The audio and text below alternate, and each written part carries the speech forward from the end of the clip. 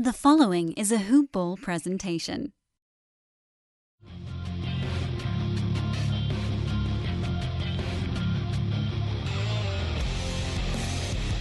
Welcome to the Fantasy NBA Today podcast.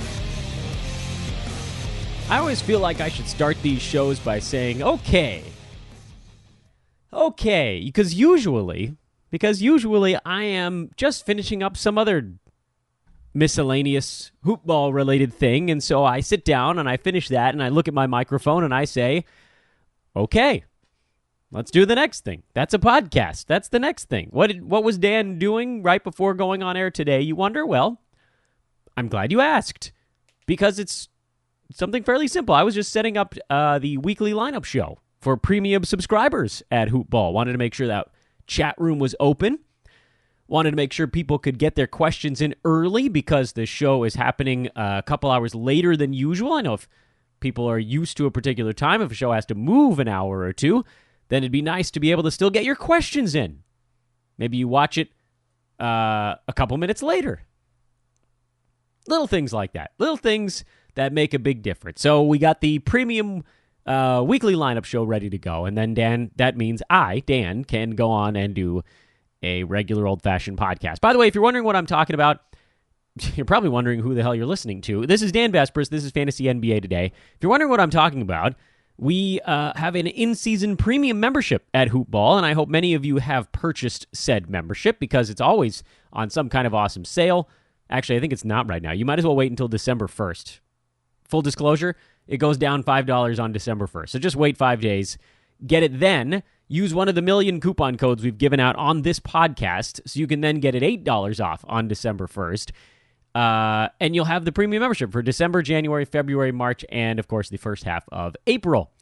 One of the things that includes itself, it doesn't really make sense, one of the things included in that membership is the weekly lineup show, among other things. We've got all these live interactive podcasts with our Hoopball pros, but the one I was talking about happens on Mondays, usually late morning Pacific time, sometimes very early afternoon here on the Pacific Coast, and it helps you get your weekly lineup set. For those of you that have to make critical lineup decisions and you don't get to do so Tuesday through Sunday, that's what that show's for. We also have a waiver wire show on Sundays. We have nightly interactive podcasts with the pros Monday, Tuesday, Wednesday, and Thursday evenings.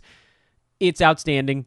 We also are adding new seasoned pros to the mix, and we're going to talk about that not long from now on today's podcast. In fact, schedule events for this Monday show is, number one, I wanted to tell you about the premium stuff, and I did that. Number two, I wanted to tell you who I was, and I did that too. You can, by the way, you can follow me on Twitter at Dan Besbris. For those of you that are finding the pod for the first time, welcome.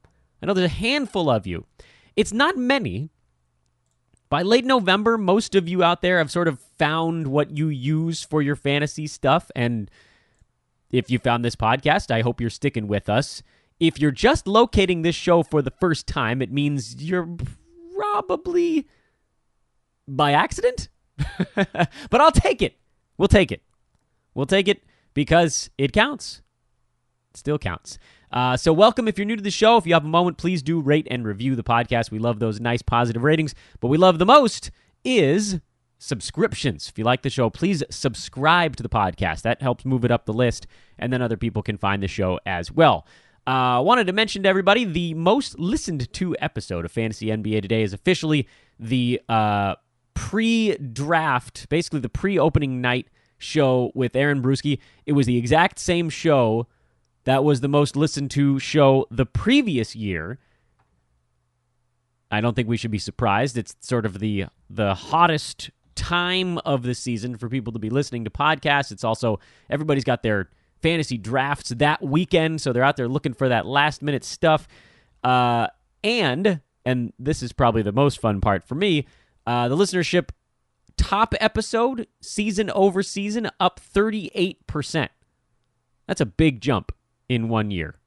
Previous year was up like 100%, but that was because it was a low number, and it's pretty easy to double a low number. It almost went up the exact same amount, actually, season over season, but percentage-wise, obviously, it's lower. So I'm sure people are still going to sort of trickle into that episode, and it'll probably go up a couple of listeners between now and a year from now. But again, 38% jump season over season. Thank you, everybody. That's awesome. I am so thrilled. And we'll just keep making what I hope are decent shows, and hopefully you guys will keep listening to it. Other things on the docket for today. Wanted to break some news. Not really. Sort of broke on Twitter over the weekend. But Hoopball has brought on a big name. We got a fish into the boat, and his name is Ethan Norof. You've heard him here on the podcast. He's come on as a guest a couple of times. Wrote for Roto World for about 8 years, and now he's coming over to Hoopball. So it's pretty sweet. We're really excited about it, and we're going to be talking to him in about 2 minutes here on this podcast. We've also got Reverse Chronological Lightning Round Monday. We got to catch you up on a big weekend of weird lines, good lines, bad lines, weird lines in between, thoughts on all of those things, and then, of course, a preview, as usual, of whatever's coming up on a medium-size. We'll call it a medium-size Monday. I'm hoping that this week brings a little bit of a return to normalcy. Last week was a total pisser because in one of the leagues where, and I've talked about it on this show before, I call it my weird 11-cat league, I end up neglecting centers pretty often. I usually just draft two. It's a 2-center league, but you start 13 with a 3-person bench, so it's 16 deep, and only 2 of those 16 guys have to be center eligible. So by all accounts, it kind of plays like a 1.4 center league, something like that. Well, I drafted Bobby Portis and Kevin Love, and so that didn't go so great. So I am without center, effectively, and I was playing against who I think will be one of the top competitors in the league. He has a very good team. And I thought, you know what, I'm going to get my butt blown out of this thing if I don't at least maximize games. So I had to pick up some crap dink centers to play on Wednesday and Friday of last week because of the 13 and 14 game slates, which meant I would have had to just bench 2 healthy players, or I dropped those 2 healthy players for 2 crappy centers, but at least I get an extra 4 games out of the mix. So that's what I went with, and it worked out better than expected. I still lost the week, but Myers Leonard, who amazingly was one of the centers I picked up, has sort of lucked his way into playing a little better lately, and then Yusuf Nurkic got hurt on Sunday, and that was all good. But yes, I did still lose, likely because Bobby Portis, Kevin Love, and Chris Dunn all got themselves injured for 6 to 10 weeks for me in the first week of the season. Woohoo! You know what? You roll the dice a little bit. 2 of those 3 guys have been quite injury-prone. So you kind of know what you're getting into a little on that one. This week, not as crazy. You do have a very big Friday. There's 11 games on Friday this week, so you might be looking at an overload on that day. But otherwise, I think this week should be fairly mundane from a scheduling standpoint. So, before we even get into the reverse chronological lightning round, I want to make sure you guys get the big news, so we're doing that post-haste. So we got big news over here at the Hoob, whatever we're calling ourselves these days. We got big news over here at the Hoob. We have a brand new contributor.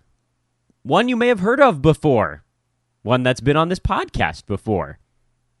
The great Ethan Norof. Welcome to the mix, my man. We're so excited to have you. My man, that's an introduction fit for Denzel Washington right there. I appreciate you. Just happy to be a more regular contributor on this side of things and excited to get going. So I guess I gotta ask how it all came about. I mean, I think most folks know your background. You wrote for Roto World for how long was it? 4 years? Man, longer than that. Almost a decade, honestly. Oh my God, really? Yeah, almost. Holy moly! So you've been doing this fantasy thing 7-8 years. Wow.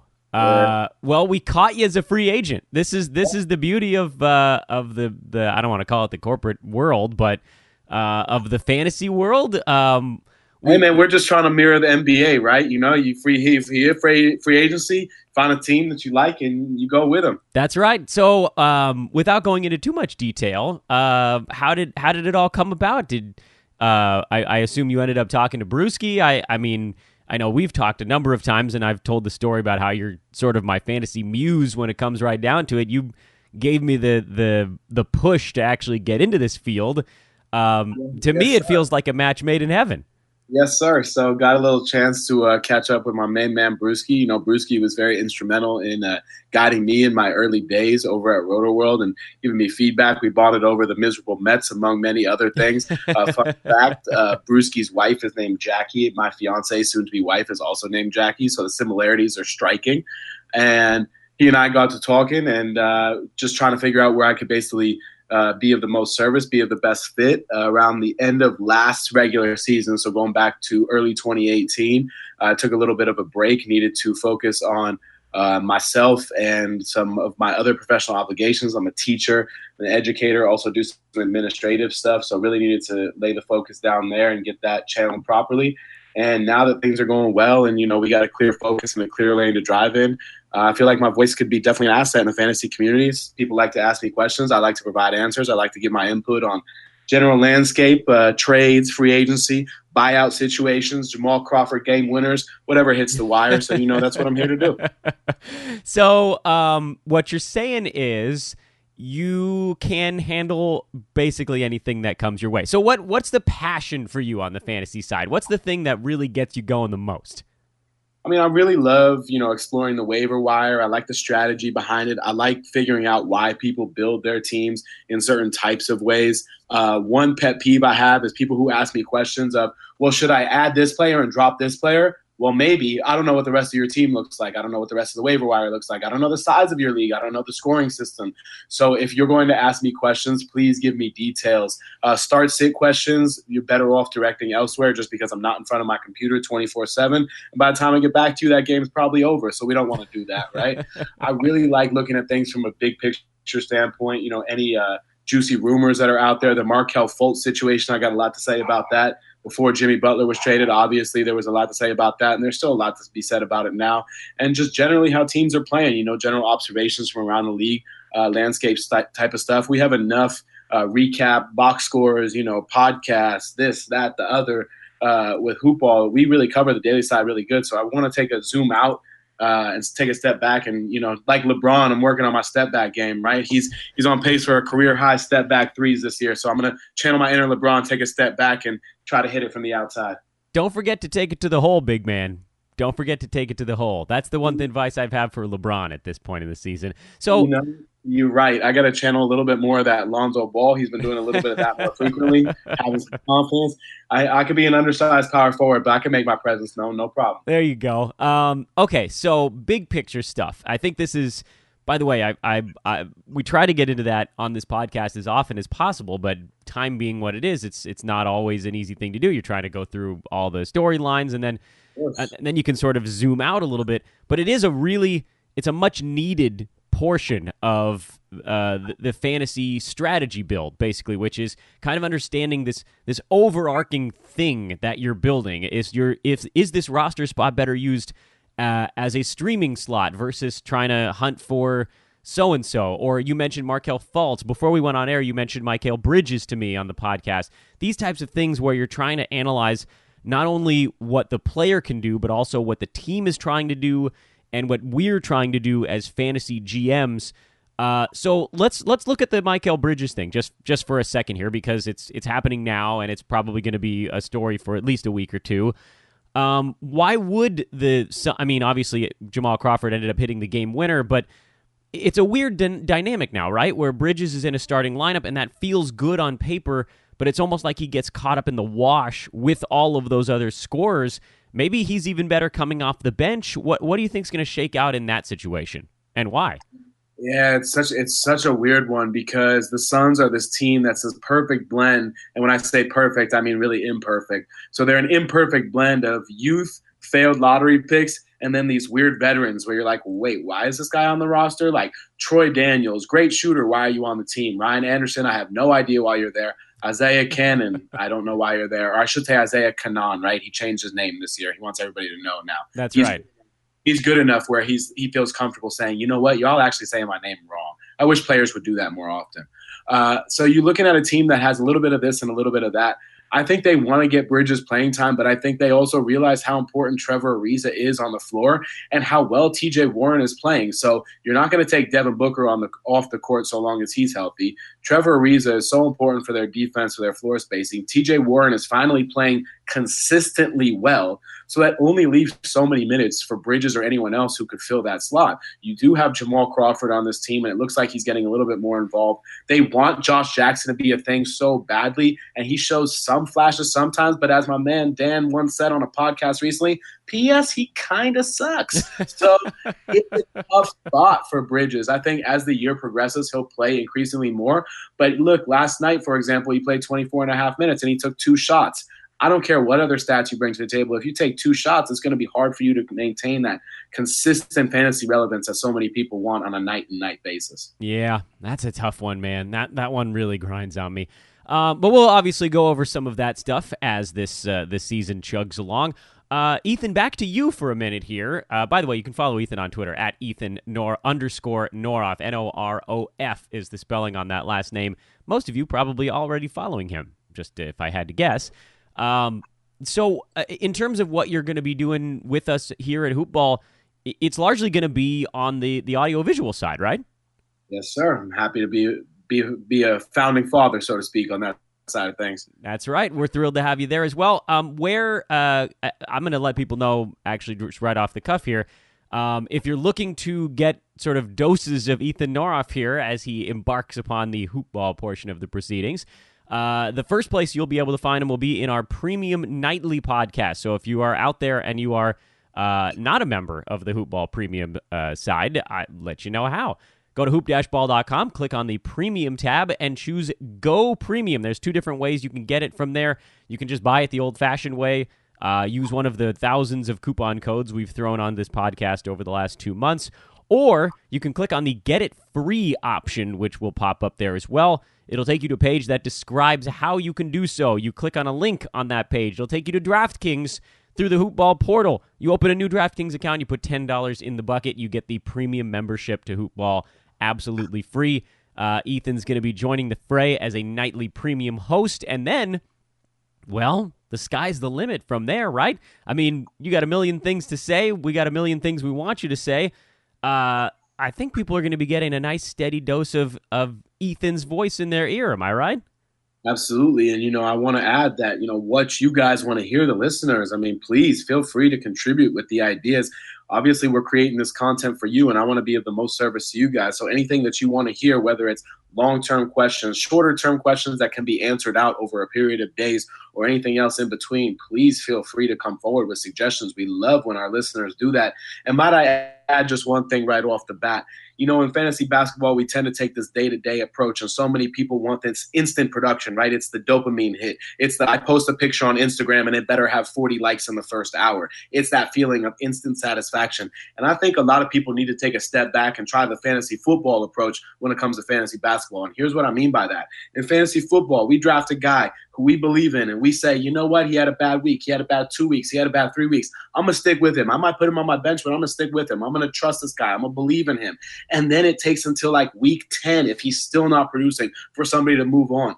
But we pick guys up off the waiver wire, right, on an almost nightly basis, and then they don't produce the next day, and we're ready to move on from them. And we cut them loose, and they score 25 the next night. Don't be that owner. Do not be that GM. Do not be that guy. Exercise some patience. It's an 82-game schedule, not a 14 one. Remember that. Well said. Well said, my good man. Ethan Norof, welcome to the mix once again. Let's do it. We'll be having Ethan on this podcast intermittently, of course. I mean, we have before, but it'll be more frequent now. Again, you can check him out on the nightly premium casts for the next little bit, and then there will be a whole lot more. And if you guys have ideas, as Ethan just mentioned, that you want done on the AV side, as we continue to add awesome new people over here, we can start to do those things. So feel free to let us know. You can tweet it at us. You can send emails to support@hoop-ball.com. You can put them in the forums at Hoopball. All of these ways, if you have ideas of things that maybe we're not doing, which feels crazy because we're doing a million things, but maybe there is a couple of things out there that you got on your mind, let us know. Manpower is generally the rate-limiting step for us, and this is a big piece of manpower. You like that? I'm calling you manpower now. I think that's one of the best nicknames I've ever had. A big old piece of manpower. Oh yeah, right. That's what I'm gonna use as the title of this show. I think he is the great. He is the fantastic. He is the newest hoop baller. He's Ethan Norof, my man. I'll talk to you soon. My man. And there it is, ladies and germs. If there's time, I might throw that segment into another episode later in the week, just in case there's some of you that end up missing this Monday show. So those of you that are listening to this Monday show, just be forewarned. If you hear what sounds like the exact same segment that you just heard, it is. It's the beauty of recorded podcasts. I can throw things wherever I want. I just want to make sure everybody gets to hear from Ethan. He's going to bring a level of expertise to what we're doing here. I mean, I'll be frank, he's been doing this twice as long as I have. So, I know I trust everything that comes out of my own mouth, and I'd say about half as long as Brewski, who's obviously running away with the title of how long they've been doing this stuff. But Brewski trained Ethan, and Ethan helped get me involved in this stuff, and Brewski's been training me. It's a match made in heaven. We're just so excited to have him over here at the Hoob. And we'll take it from there. You'll get to hear him on some of the premium nightly shows, at least to start out. I think he'll be joining Hank tonight, Monday night, actually, for the premium show. So if that drives you, if that gets you to click the buy button, so be it. If you want to hang out with Ethan on the premium show tonight, go get yourself that premium pass. Hoop-ball.com is the website. Click on the premium tab and choose the Go Premium button. And then you'll have a couple options of how to either purchase it or get it for free through a DraftKings promo, and then you can enjoy it. Easy enough. Let's do some fantasy chatter. Let's get into the nuts and bolts of it. Reverse chronological lightning round, Sunday, Saturday, and then, if needed, Friday. We'll try to cover all of the teams in the NBA. 30 teams in 30 minutes. That's our goal here. Which means we're going to skip over some dumb stuff, and we're going to focus mostly on the big storylines, but we are going to cover every single team. Sunday, Orlando beats Los Angeles on the road. They've now swept the season series from a Lakers team that was actually starting to look pretty good lately, but they just fell apart defensively for about half of the ballgame. Lakers looked really good in the first quarter and fourth quarter, and they looked really bad for the second and third, and the reason why they looked so bad is that Nikola Vucevic was just incredible again. He's putting together a Hall of Fame level season right now. And as I said on Twitter, you could sell high because he's probably not going to finish as the number 10 guy in fantasy sports.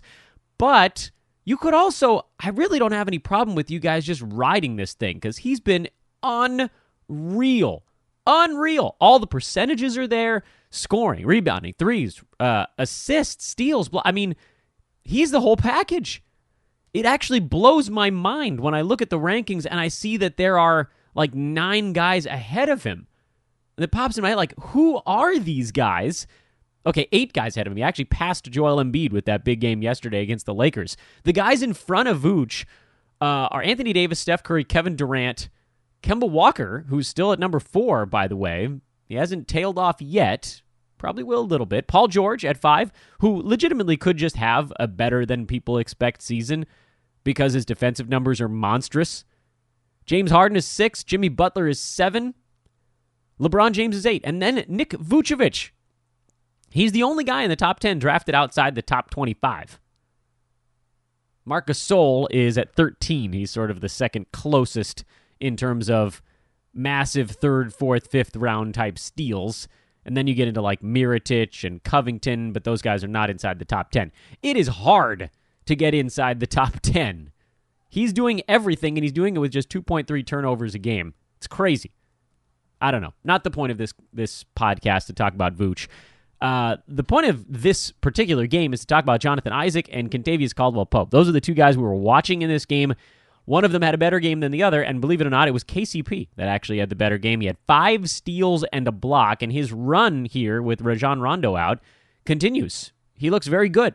I realize that a lot of us are looking for, especially in a head-to-head formats, you're looking for guys that are going to be really good the last couple weeks of the year, and I can't promise that KCP is going to be that guy.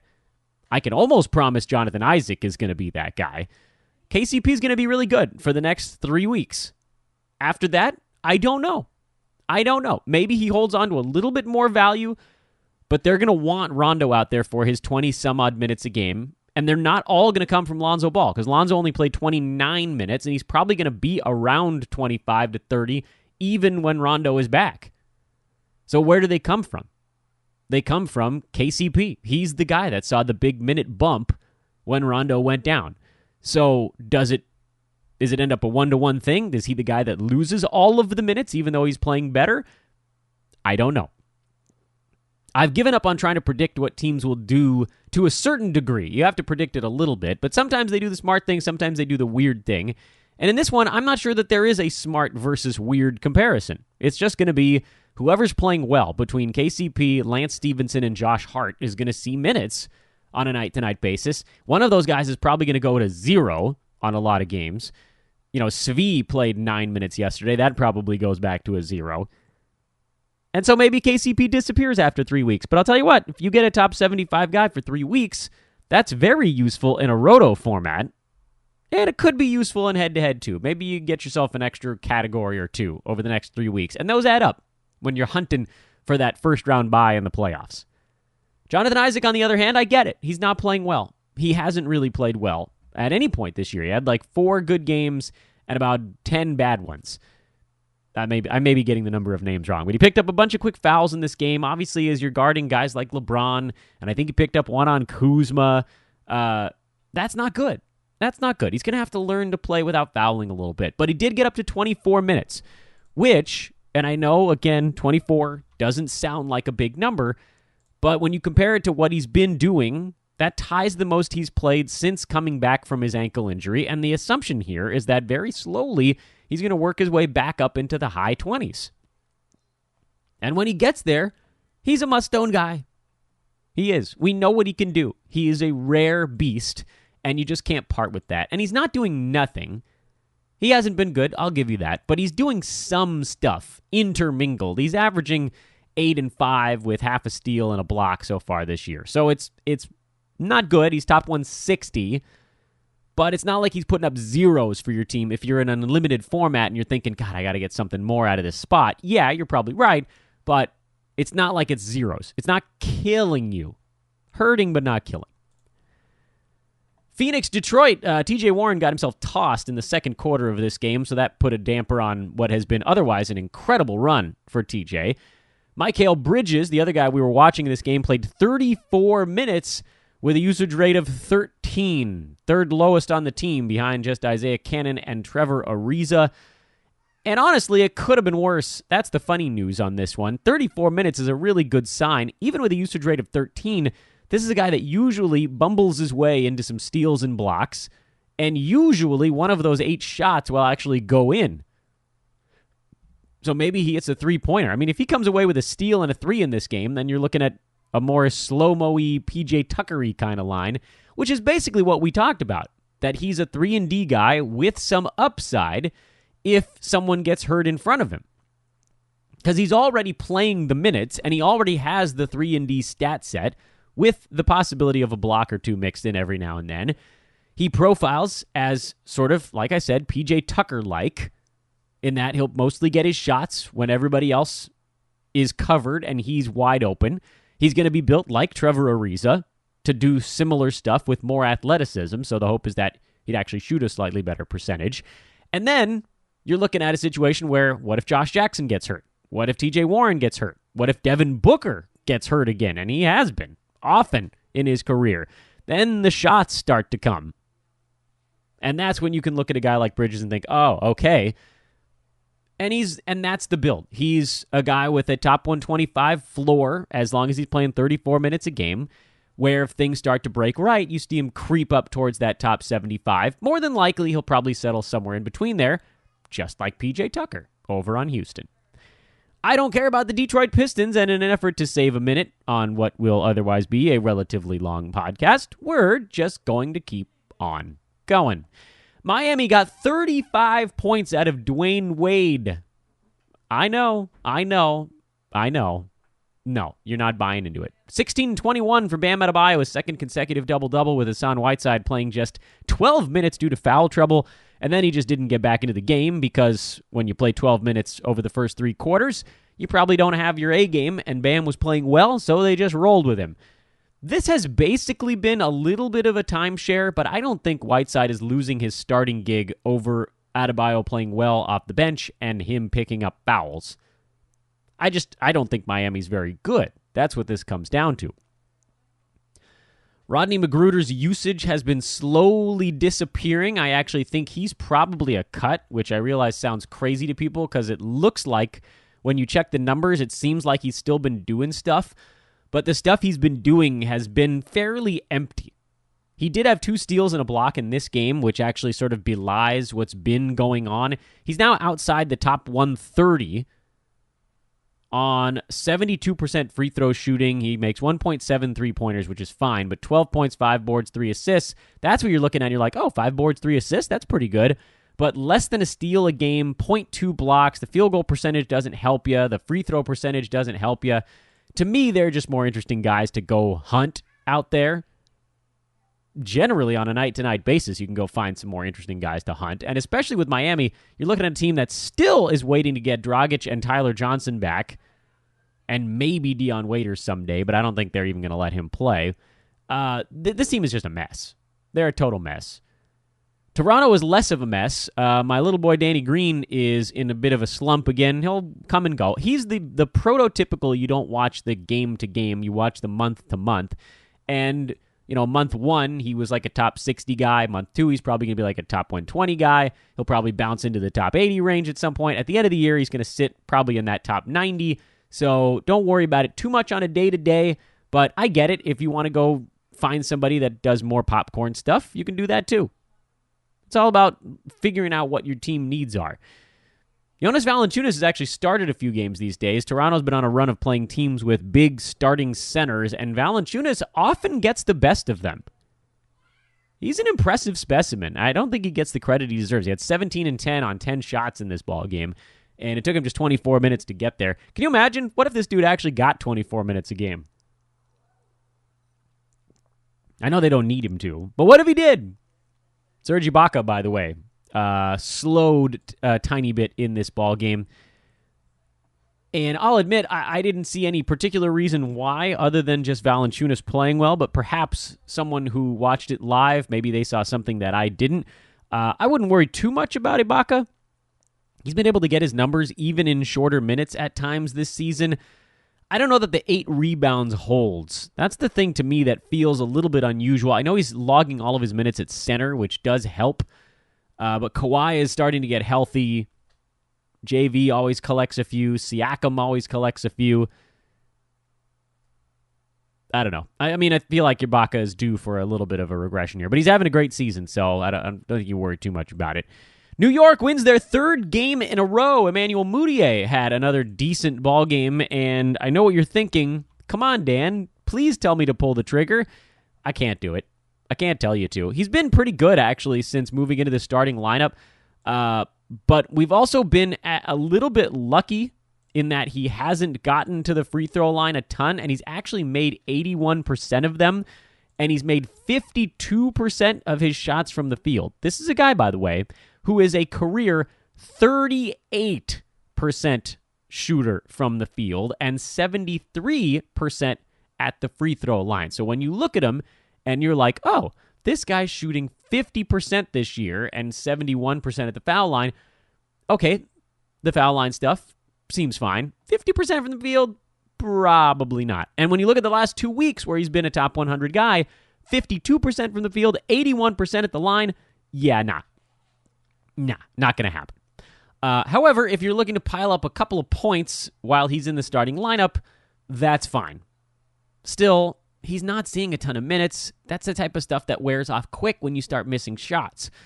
Trey Burke got a bunch of shots off the bench, did not make many of them. Meanwhile, Enes Kanter had 21 and 26. Mitchell Robinson played 13 minutes and did squat. Noah Vonleh, by the way, only had 6 rebounds in this game, but he did play 31 minutes. Again, he had foul issues early. You're just looking for him to get involved on the rebounding side, and in this game, it was just Kanter all over the glass. So I wouldn't worry too much about Vonleh or Kanter or Tim Hardaway Jr. I'm not in on Mudiay or Burke. Those 2 guys, I'm not buying it. And Mitchell Robinson, we've had this conversation before, so I'm going to give the abridged version, which is if you're in an unlimited games format, I don't know how you hold a guy playing 10 to 13 minutes a night. I realize that in 17 minutes a game, he's a top 126 guy right now. He's number 126, which is amazing to be able to do that in 17 minutes. But the problem is, as long as he's stuck behind Cantor again and the Knicks are actually playing better again, he's screwed. If you're in a spot where you can stash him for the inevitable turn when the Knicks decide to go back young again, then you absolutely do it. But I get it. He's basically giving you zeros. He's giving you like zeros with 2 blocks sometimes. And that's fine, but you could probably find somebody who's giving you close to 2 blocks and not doing zeros in the other stuff. Hell, Zach Collins could be that guy this week. So that's a tough one. It's nearly not that tough. Again, if you can stash him, you stash him. If you can't, you can't. Simple as that. Courtney Lee apparently is not that far from a return. Am I interested? No. Hard no. No interesting news out of that Memphis side, other than Jaren Jackson Jr. having a huge ball game and Marc Gasol dominating the NBA right now. JaMychal Green went back to his usual 19 minutes off the bench in this ballgame. We saw them kind of go big in their last one. That appeared to be more the anomaly. Philly, Brooklyn. That's the next one on the docket. Remember how, I can't remember if it was on a podcast or on Twitter, I mentioned that it was going to take Jimmy a couple of games before he told everybody to get the hell out of his way?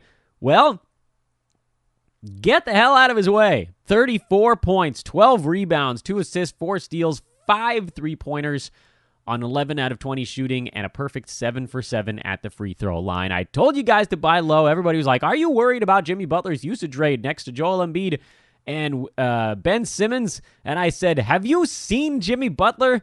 This is a man who literally walked into his team's practice after demanding a trade and telling them, you bleeping need me. You think this dude is afraid to take usage away from Embiid and Ben Simmons? Those two guys that have played a combined like 150 NBA games? I don't think so. He had the second highest usage on the rate on the team behind Embiid, and he absolutely positively won this game for Philadelphia. They were down a bunch, and he went bananas in the fourth quarter. That's a monster of a line, and I hope you bought low when someone was like, oh no, he's on a team with guys that are more assertive than Cat. Yeah, but Ben Simmons, ultimately he'd prefer to be a pass-first guy anyway. So it's really Butler and Joel Embiid. Those are the guys you got to worry about. All right, Jimmy, let it fly. Wilson Chandler, by the way, seems to be winning the lion's share of the power forward minutes, but his stat set is crummy, and so I don't care. D'Angelo Russell, Spencer Dinwiddie, again, the only two guys really benefiting from Karis LeVert's absence. We did see some more Rondae Hollis-Jefferson in this game. He had 13.6 boards, a 3-ball, a block, and an assist, and he made 6 out of his 9 shots. So there was something there. He didn't kill you from the free throw line, and he is available in a handful of leagues. Not all of them. But in the last 4 games, he's played 26, 27, 20, and 30 minutes. That's a big upgrade from the clunkers he was putting up right when LeVert first went down. He's hanging around 7 rebounds a game over that stretch. He's around 10 points per game, and he's around half a block and half a steal. And that's what really kind of kicks you in the gut, is if you were hoping that you could throw him in there and get maybe 1 steal and 1 block, that hasn't shaken itself out yet. He's outside the top 250, so he's not a guy I'm pouncing on. And frankly, I'm surprised that he's owned in half of Yahoo leagues. I guess he's got name value, but he's been terrible. Allen Crabbe cooled off. This is sort of what we were trying to warn you about. He has no fantasy stat set. So if he's good, it's going to be a streaming 3-point guy. And if he's bad, he's going to be 0. Charlotte lost in Atlanta. That's a bad one. Marvin Williams, 20 and 13. Oh, man, if only Michael Kidd-Gilchrist was out for another few weeks. But he's not. So Marvin most likely goes back to being a bit of an afterthought. This is what we wanted out of you, Big Marvin. Getting some shot attempts, being a little bit more aggressive with no Dwight Howard, grabbing all the rebounds. It could have been so beautiful. But it won't be. Kent Bazemore came off the bench for the Hawks in this game and looked great. About as good as he has in 3 or 4 games. 20 points, 4 boards, 5 assists, and a block with 2 3-pointers. He shot the ball well. No, he has that same impact as a guy like Jeremy Lin can have. You bring him off the bench and you face team's second unit, he's better than those guys. And it allows the Hawks to stagger him and Trae Young a little bit, because Trae's out there just firing it all over the place and doing God knows what with the basketball. And so a guy like Bazemore, whose job is to sort of be in the right spot, take some three-pointers, get some defensive stuff, he's got to take a big-time back seat, because it's Young, and it's Prince, and it's John Collins in the starting unit. He becomes the fourth guy, whereas when he comes in at the 6-minute mark, and maybe Trae Young is still out there for another minute or two, I don't know exactly how the rotations are going to go. Now you're looking at a guy who's basically the number one option off the bench. He and Jeremy Lin, who slowed down mostly because he had 5 turnovers, but Jeremy Lin is a must-own guy right now. 12 points, 2 3-pointers, a block, 3 boards, 4 assists. He's coasting without the turnovers. It was a good game. I saw some people pick up Kevin Huerter, and I am not about that. I'm not about that life, as the kids say. DeAndre Bembry looked good, 16, 6, and 6 with a block and 2 3-pointers. There's a universe where he could actually maintain fantasy value, so don't write him off yet. In fact, his ownership has gone up pretty considerably. He has an interesting fantasy game. He can get you steals and blocks, but he needs minutes to get there. And there were stretches when guys got hurt where he was fairly useful. I would consider giving him a look. I don't think he's going to score that much. I think the 16 points might end up being a season high. But he'll rebound. He'll get you some assists. He'll get you some steals, some blocks. He's on your watch list at this point. Huerter, I don't think is. I think I'd like to see Bembry do it one more time before I make a move, and they play again tomorrow. So put him on your watch list. See how the first half of that basketball game goes, and then maybe you make a move on it. Now, the one thing with a guy like Bembry is he's not going to hit you a ton of three-pointers.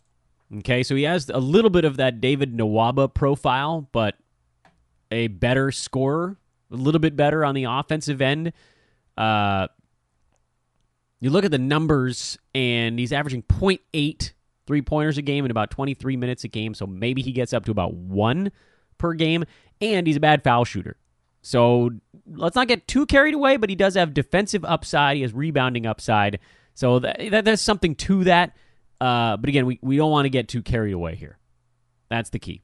He gets scooped up in some spots, but this is why I want to watch him one more time. Utah finally got a win. They beat Sacramento on the road. Kind of an unexpected spot for them to get things turned around. No Donovan Mitchell, so it was a steady dose of Joe Ingles, Rudy Gobert, and Ricky Rubio. Nicely done, Utah. They needed that.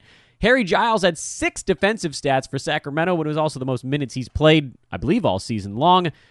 There wasn't a super clear reason why it happened other than blowout stuff, so I think you file this one into the watch list. Just keep one eye on him in case they turn him loose at some point, because he is a very interesting player for his sheer athletic ability.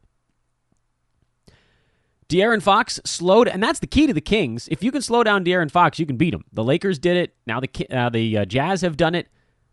You keep Fox under wraps, and the Kings sort of don't have a whole lot of options to start their offense. You saw Bogdan play well. He had 20 points in this game, but he's not the guy that's going to facilitate like Fox does. And I know Bielitsa went 4 for 4. He's still hanging on to fantasy value somehow because he's shooting like 80% over the last week. But he played 18 minutes in this game, guys. It's just not season-long sustainable. Also, Iman Shumpert should be back for the next one as well. Clippers beat the Blazers, overcoming a double-digit deficit. Perhaps the absence of Yusuf Nurkic playing a bit of a role in the Clippers' comeback. Tobias Harris, career high, 34. It boggles my mind that he'd never had 34 points before. He's incredibly efficient. What a player he's turned into. You guys all agree with me now? Clippers won that Blake Griffin trade? Easy. Montrezl Harrell finally had one of those free throw games that we've been worried about all season long. All of his other stuff was awesome, but he went 4 for 12 at the foul line. That's a soul-crushing number. He's still top 45, but that foul shooting game, just one game, dropped him like 6 slots. Kind of amazing considering the other stuff he did, 14 and 10 with 2 steals and 2 blocks. He's inching his way towards being a punt guy. He's still at 68% free throw shooting on the year because he's had a couple of good games mixed in there, but those bad ones, man, they creep up on you. Still, he's the one that got away. I'm not trying to defend the fact that we don't have him, but I do feel a tiny bit better in knowing that you need to have like a Dame Lillard on your team to counterbalance what Harrell does. And if you don't, he's going to knock you down a few pegs. He probably cost you a couple points in Roto with that free throw shooting game. Shai Gilgeous-Alexander was the other guy, sort of in constant Gilgeous watch here on this podcast. And I get the feeling that you guys think that I'm harping on this because I want to prove a point. It's definitely not the case. I'm watching him because if he starts to pass the ball better, he can climb into the top 100 quickly. It wouldn't take much for a guy who's averaging a steal and a block per game lately to get inside the top 100. But, and this is like the Giannis discussion again, he doesn't shoot the three ball. He's okay at the free throw line, but not great. He's okay from the field, which he should be because he doesn't shoot the three ball, but he doesn't rebound. He doesn't assist. And that's limiting because he's not scoring like 20 a game. He's scoring like 14 since moving into the starting lineup. So everybody's going gaga over this kid, and I don't care where you slice it. There's almost no cross-section of games where you can get him inside the top 130. He's just not there yet. But if his two assists become 4 to 5, he's inside the top 100. If he goes from 0 to 1 3-pointer a game, he probably can get inside the top 100. He's not that far away, but he's not there. So all of you guys are like, Shy, top 75. He's not there. It's not his fantasy game yet. Maybe that changes. That would be cool. He's basically owned in every league that I'm in, which again boggles my mind because he hasn't shown the ability to be a positive difference maker for your team yet. Lou Williams had a terrible game. That was a weird one, but he'll be okay. For Portland, we talked about Yusuf Nurkic very briefly earlier in the podcast. He hurt his shoulder. No idea what his timeline is so far. But Myers Leonard got 24 minutes, had 16 rebounds and 2 3-pointers. I picked him up as a streaming option. We'll see if Nurkic is healthy by, whatever, they play Wednesday, I think. If he's healthy, you throw Leonard back into the abyss. Meh, big deal. You used a move. If he's not, then Myers and or Zach Collins could become an interesting streaming option. They'll probably split the center minutes about 24 apiece, and both would be fantasy relevant in 24 minutes. Something to think about. Al-Farouq Aminu, terrible game. 0 for 5 with 7 rebounds and a steal. Not that he's like what you call a traditional buy low kind of guy, but if you wanted to buy low, he's a top 100 guy who's sitting just outside the top 100, so maybe you could get him for like a number 110 dude who's scoring better, and that'll excite people. Saturday, a little bit less interesting day, to be sure. PJ Tucker winning the battle at the 3-and-D spot, and as we figured he would, James Ennis sits behind him in that pecking order. Colin Sexton had 29 points and nothing else. He's having a tough time getting inside the top 100 too because of the lack of other stuff in the fantasy game. Chetty Osman cooled off. Rodney Hood cooled off. David Nwaba hurt himself. He was the guy I was keeping one eye on. And then Jordan Clarkson, who's actually been playing a little bit of kind of backup point guard lately, is creeping towards the top 100, but I'm still in the Tristan Thompson or bust camp on Cleveland until further notice. Denver, nothing really there. I know Monty Morris and Juan Cho Hernan Gomez have both played well, but that is, again, still until Will Barton's back, and you're looking at about 2 weeks at this point now. He's not that far away, so don't go crazy there. Nerlens Noel, Dennis Schroeder, Jeremy Grant. There's a little something on the OKC side. Schroeder's been in the starting lineup on and off, depending on the health of Alex Abrinas and Timothé Luwawu-Cabarrot. But yeah, not super stoked about either one of those guys. Washington is a team I wanted to pause on for a moment. Otto Porter, welcome back, big man. Kelly Oubre Jr. got another start, didn't get into foul trouble in this game, still only played 23 minutes, but did have 2 3-pointers, 3 steals, and 2 blocks, and this is why the hope was you picked him up, because he does have that kind of unique, it's 3-and-D-E, but he's a little bit more aggressive offensively than most 3-and-D type guys, so he's a must-own player to me. Markieff Morris looks better off the bench, playing against second units and getting more shots when he doesn't have to fight with John Wall for the basketball. Austin Rivers is probably going to turn back into a pumpkin in the next basketball game, and Jeff Green, as we expected, already has turned back into a pumpkin. But Oubre and Markieff Morris should be on your team going forward, at least until we see how this thing shakes out, because both of them, depending on if they get moved or if someone in front of them in the pecking order gets moved, has an opportunity here to really step up and do some cool fantasy things. They are definitely worth having. Chicago, that's a nothing team to look at. I know Jabari Parker's been playing well lately, but we're 2 weeks away from half the Bulls coming back, so nah. Dario Saric, 19-14, just about the time when everybody was getting ready to drop him. Taj Gibson, 6-2. The back and forth continues between these two guys. It's why I'm holding both of them. That's what our position's been since the trade went down. You're holding both until somebody separates himself. And it hasn't happened yet. Wesley Matthews came back for the Dallas Mavericks, and Dorian Finney-Smith is slowly going to get phased out. Dennis Smith Jr. is hurt, and J.J. Barea went huge, but we don't know for how long, so you're probably not gambling there either. Spurs, I don't care. I'm done. I've given up trying to figure this out. I'm not going to do a no Spurs allowed sign because I like Rudy Gay and LaMarcus Aldridge, and I like DeMar DeRozan, but the rest of these guys are more trouble than they are worth. And the Warriors finally getting big games from KD and Klay Thompson with their other stars out. They got a win over Sacramento, 117-116. A tight one, but a win nonetheless. Let us briefly turn the page back to Friday to cover any of the teams that didn't get looked at over the weekend. Indiana, the stupid, stinking Pacers continue to irritate. Although Thad Young at least had a traditional Thad line, 12-5 with 2 steals. That's basically what you drafted him for, so can't complain about that one. Corey Joseph, 18-7 with 2 threes and 2 steals. He's been outplaying Darren Collison lately. I don't know that I'm adding Joseph in any places because he hasn't really shown in his career that he can be a long-term fantasy guy, even in large minutes, because he doesn't shoot the three-pointer all that much, and that's severely limiting if you're a point guard. But his steals have been better this year than usual, and his assists have been better this year than usual. So that's something you're given a look at. You know, his assists are more like 4 per game this year in the same number of minutes he played last season and basically the last 4 seasons. So his passing's gone up, his defense has gone up. He still doesn't shoot the 3.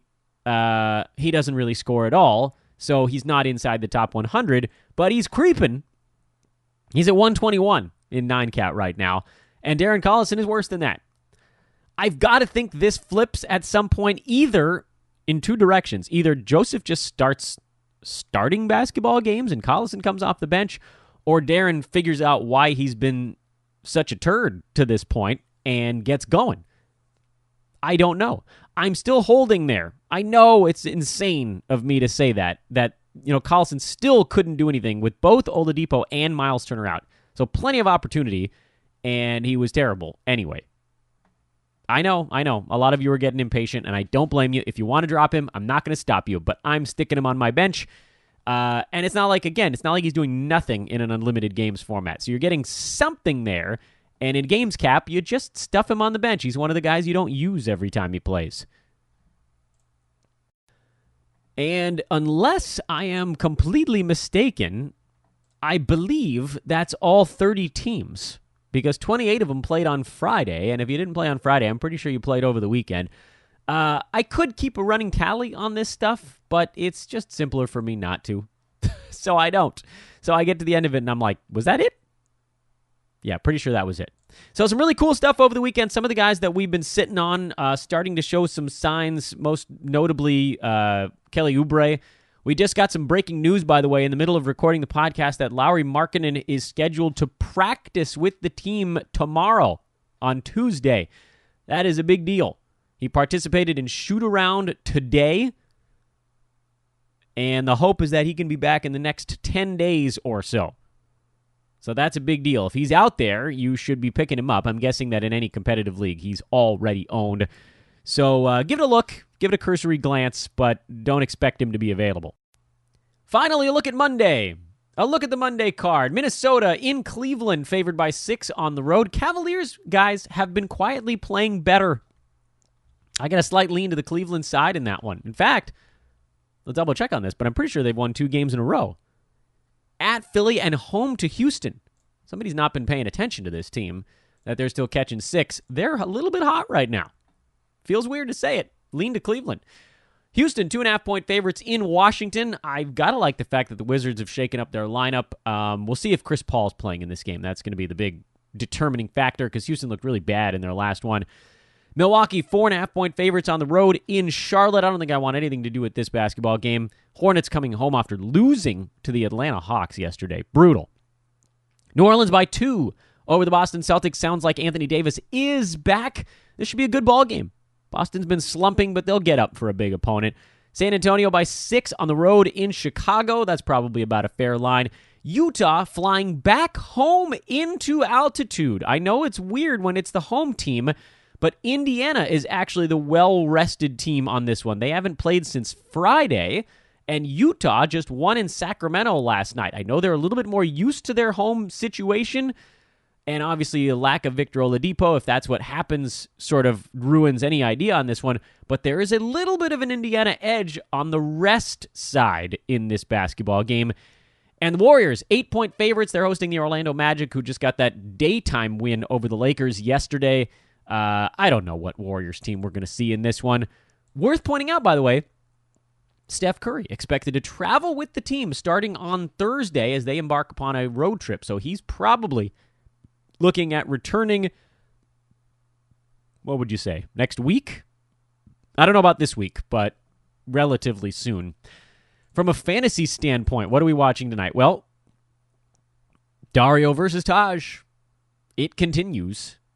On the Cleveland side of that same basketball game, you're always watching Tristan Thompson because anything can happen and they could just phase him out in a heartbeat.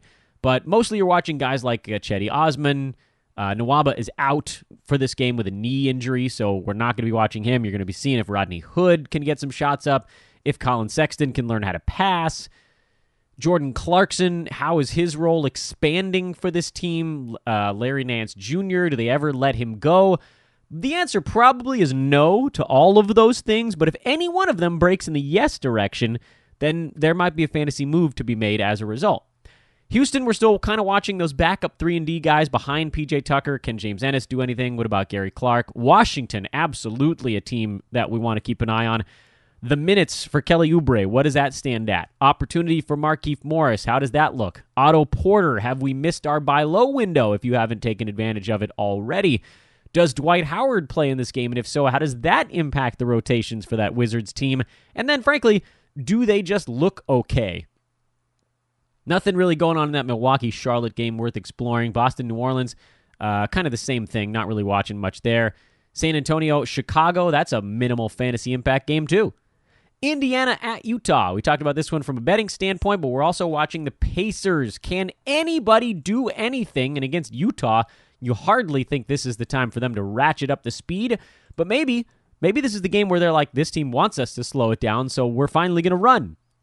And then Orlando, you're obviously watching Jonathan Isaac. That's the story every single game until he gets it going, at which point we can finally stop worrying about it. And that'll do it, folks. Thanks again to Ethan Norof for popping on, and welcome to Hoop Ball, to the great Ethan Norof.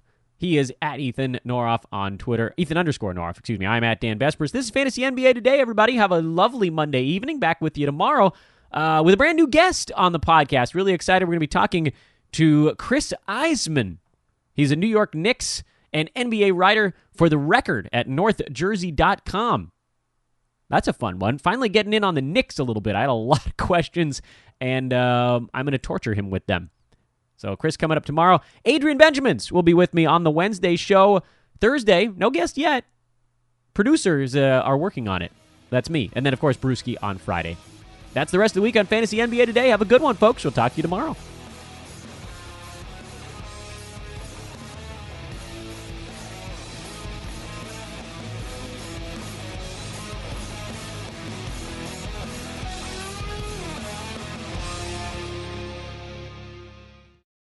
This has been a Hoop Ball presentation.